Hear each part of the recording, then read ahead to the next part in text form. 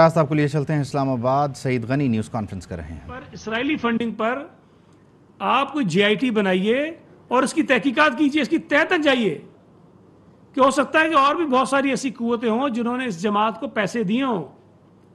اگر عارف نقوی صاحب ان کو پیسے دیتا ہے اور وہ پیسے چیریٹی کے نام پہ لیتا ہے اور وہ چیریٹی کے نام پر لیے گئے پیسے جو ہیں وہ پی ٹی آئی کو فنڈ کرتا ہے ان کے الیکشن کے اندر, تو یہ کوئی معمولی جرم تو کہتے کیا ہیں؟ تو اس نے کوئی گھر بنا لیا ہے. مجھے ایک بات بتائیے کہ جو لوگ جعلی ڈگری پہ ڈسکوالیفائی ہو گئے تھے ان کا کیا جرم تھا؟ بھائی کون سی کرپشن کی تھی انہوں نے؟ کون سے گھر بنا لیے تھے انہوں نے؟ لیکن ڈسکوالیفائی کیوں؟ ہمارے آئین میں یا قانون میں جو چیز لکھی تھی اس کی انہوں نے خلاف ورزی کی تھی.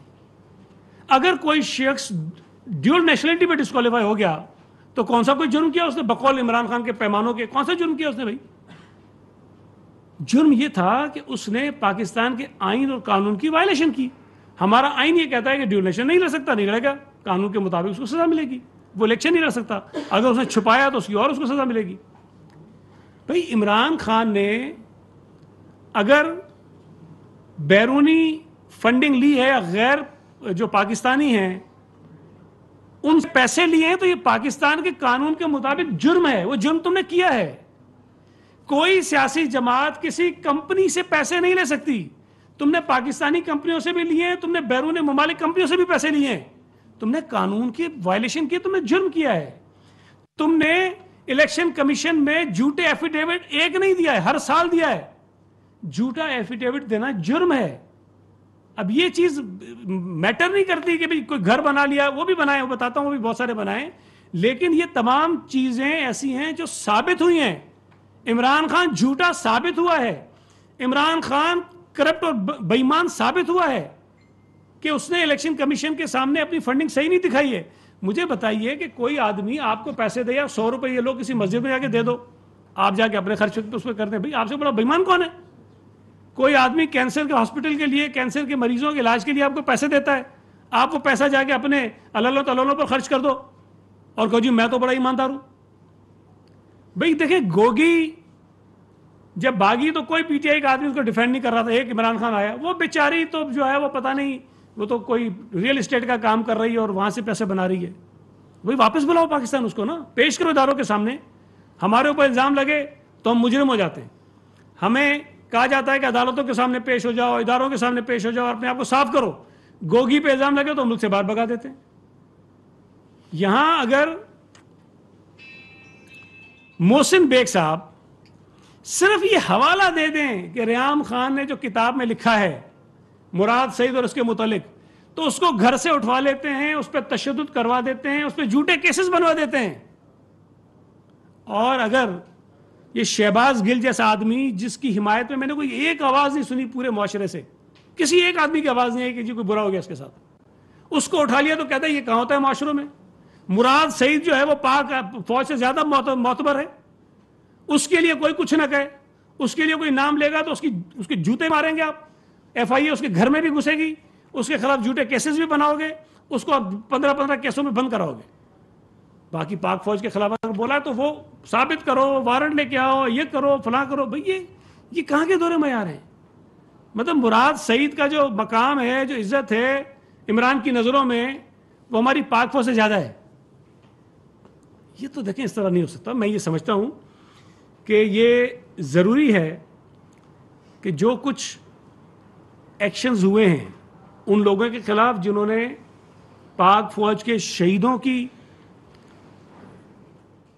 متعلق جو انہوں نے غلط پروپیگنڈے کیے ہیں یا پوری کمپینز چلائی ہیں, اور وہ منصوبہ بندی کے تحت چلی ہیں. عمران خان اپنے آپ کو اس سے الگ نہیں کر سکتا. جو شہباز گل نے کہا ہے وہ منصوبہ بندی کے تحت کہا گیا. دیکھیں میں نے پہلے جو کہا نا کہ ایک دفعہ اچانک سے بات آ جاتی ہے تو وہ اچانک ہوتی ہے. بھئی یہ تسلسل ہے پچھلے 3-4 مہینوں کا. اور مجھے بتائیے کہ عمران خان نے کس موقع پہ کہا ہے کہ جی یہ غلط کر رہے ہیں؟ وہ تو خود آ کے انسائٹ کرتا ہے, لوگوں کو بھڑکاتا ہے, بہکاتا ہے کہ کرو. نعوذ باللہ وہ کہتا ہے جو میرے خلاف ہے وہ مشرک ہے.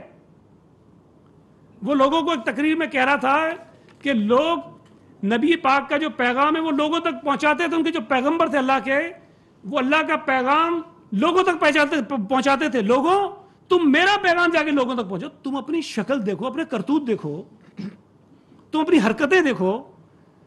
عمران سے بڑا مورلی جو ہے وہ کرپٹ آدمی کوئی نہیں ہے. فائنینشلی تم کرپٹ ہو.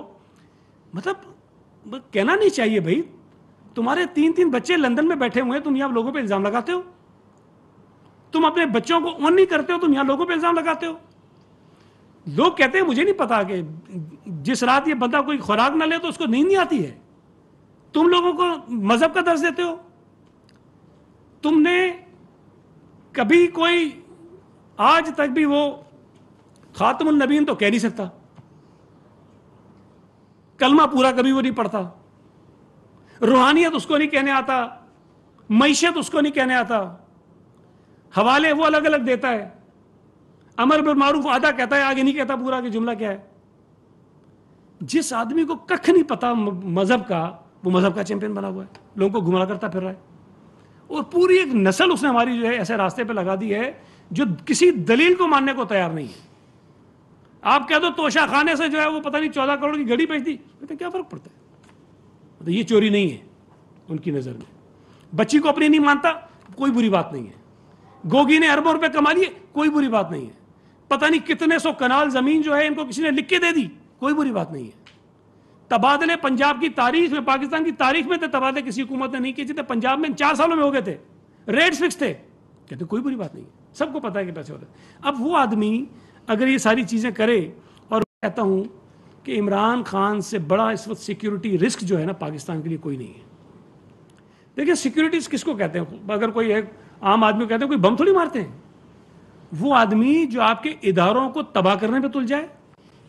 اور عمران خان نے کسی ادارے کو چھوڑا ہے؟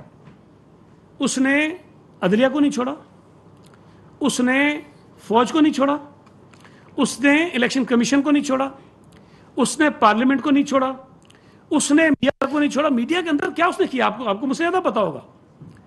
اس نے ہماری نسل کو نہیں چھوڑا. یہ سیکورٹی تھریٹ یہ ہوتا ہے کسی ملک کے لیے کہ آپ کے تہس نہس آپ کے نظام کو کر کے رکھ دے گا, اور عمران کر رہا ہے. عمران خان نے جب سے یہ ہٹائے, ایک مرتبہ نہیں کئی مرتبہ کہا ہے, جب وہ کہتا ہے کہ مودی کی خارجہ پالیسی جو ہے وہ خوددار خارجہ پالیسی ہے. وہ یہ کہتا ہے کہ مودی کی جو خارجہ پالیسی ہے وہ اس کے عوام کے حق میں بہت اچھی ہے, اور کوئی پاکستان کی طرح بھارت کو ڈکٹیٹ نہیں کروا سکتا. اس کا مطلب یہ ہے کہ تم اپنی مان رہے ہو غلطیاں, کوتاہیاں, ناکامیاں, کہ تم جو وزیر اعظم تھے, بھائی تم کس سے کہہ رہے ہو اگر پاکستان کی خارجہ پالیسی ناکام تھی پچھلے 4 برسوں میں, ذمہ دار کون ہے اس کا؟ تم تھے, شاہ محمود قریشی تھا. لیکن وہ جو مودی کی بات کرتا ہے تو وہ مودی کی کمپین چلا رہا ہے بیسیکلی.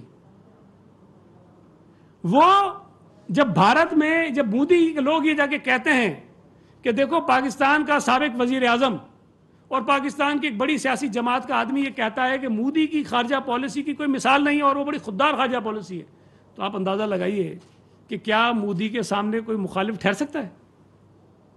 یہ مودی کی کمپین چلا. جب ہم کہتے تھے یہ مودی کا ایجنٹ ہے تو اس کے چڑھتے تھے, ان کو مرچیں لگتی تھیں. یہ بھارتی ایسے ہی فنڈ نہیں کرتے ہیں. وہ جو کسی بھارتی فوجی کا ایک انٹرویو چل رہا ہے ٹی وی پہ, آپ لوگوں نے بہت دیکھا ہوگا, وائرل ہوا, وہ کہتا ہے عمران خان تو بھارت کا دوست ہے بھائی, جو کام بھارت اربوں ڈالر خرچ کر کے نہیں کر سکی وہ عمران خان کر رہا ہے پاکستان میں. پاک فوج کے خلاف لوگوں کو اکسا رہا ہے, ہمارے اداروں کو تباہ کر رہا ہے. تو عمران خان نے یہ ساری چیزیں کی ہیں, اور میں یہ سمجھتا ہوں کہ جو کچھ عمران کر رہا ہے اس کو اچھے طریقے سے نمٹنے کی ضرورت ہے. اگر اس کو اس زہر کو, اس گند کو, اس مصیبت کو, اس شر کو, اس فتنے کو روکنے کی کوشش ہم نے نہیں کی تو خدا نہ خواستہ یہ گند اور پھیلے گا. 3-4 مہینوں میں اگر کو لگام ڈال دی جاتی تو یہ اتنا گند نہیں پھیلتا. جو مرضی آئے تقریروں میں بولتا رہے, کوئی کچھ نہیں. شیریں مزاری کو کیا کسی نے پکڑ لیا, رات کو عدالت کھل گئی, ٹھیک ہے کھلنی چاہیے, کہتے ہیں کسی کے ناانصافی نہیں ہونی چاہیے, زیادتی بالکل نہیں ہونی چاہیے, لیکن پھر یہ عدالت سب کے لیے کھلنی چاہیے. یہ انصاف پر سب کو اتنی تیزی سے ملنا چاہیے.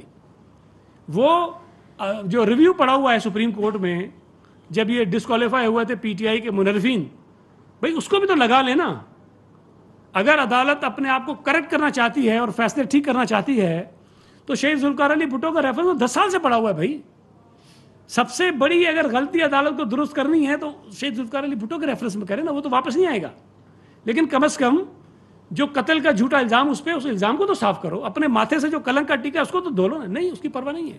عجیب بات ہے, فیصلہ اگر رائے غلطی سے بھی آ جائے تو اس کا بھی فائدہ لاڈلے کو, اور اس غلطی کو درست کرتے ہیں تو اس کا فائدہ بھی لاڈلے کو. سبحان اللہ.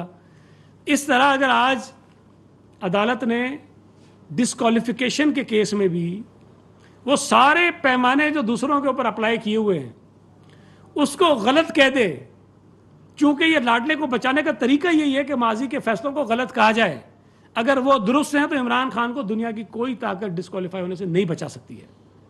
اگر اس کو بچانے کے لیے پھر راستے ڈھونڈے جائیں گے تو پھر ڈیفینیٹلی, میں پیپلز پارٹی کا ورکر ہوں, ہمارے اندر تھوڑا سا تو کچھ احساس کمتری پیدا ہوتا ہے. اہم ترین خبریں اب ایک کلک کی دوری پر. آپ کے پسندیدہ ٹاک شوز ہوں یا اہم ملکی یا غیر ملکی شخصیات کی نیوز کانفرنسز, ہر لمحہ باخبر رہنے کے لیے سبسکرائب کریں ہمارا یوٹیوب چینل. موسم کی صورتحال ہو یا کھیل کے میدان سے خبریں, اپنے موبائل فون سے ملکی اور بین الاقوامی اہم خبروں تک رسائی کے لیے ڈاؤن لوڈ کیجیے موبائل ایپ. باوثوق ذرائع سے مصدقہ خبروں, تجزیوں اور تبصروں سے مستفید ہونے کے لیے وزٹ کیجیے پاکستان کی سب سے بڑی نیوز ویب سائٹ www.arYnews.tv. ان سب کے علاوہ پاکستان کا سب سے بڑا فیس بک پیج ہو, سب سے بڑا نیوز انسٹاگرام اکاؤنٹ یا پھر ٹویٹر, ARY نیوز پہنچا رہا ہے خبریں سب سے پہلے آپ تک, تاکہ آپ رہیں ہر لمحہ باخبر.